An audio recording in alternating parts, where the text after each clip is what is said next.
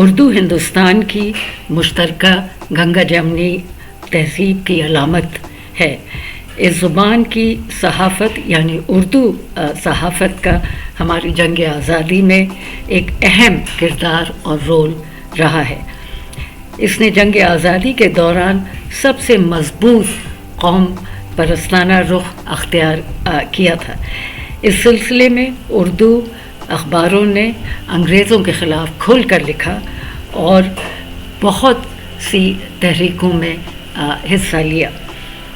مجھے یہ جان کر بہت خوشی ہوئی کہ مولانا آزاد نیشنل اردو یونیورسٹی حیدرآباد کے شعبہ میس کمیونیکیشن اور جرنلزم اردو صحافت کے 200 سال پورے ہونے کا جشن منا رہا ہے، بائی سینٹینری سیلیبریشنز منا رہا ہے۔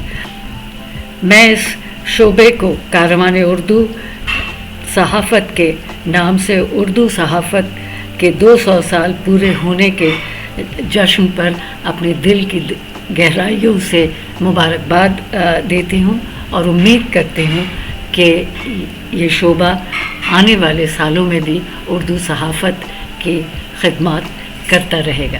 تو بہت بہت مبارک ہو اور بہت شکریہ۔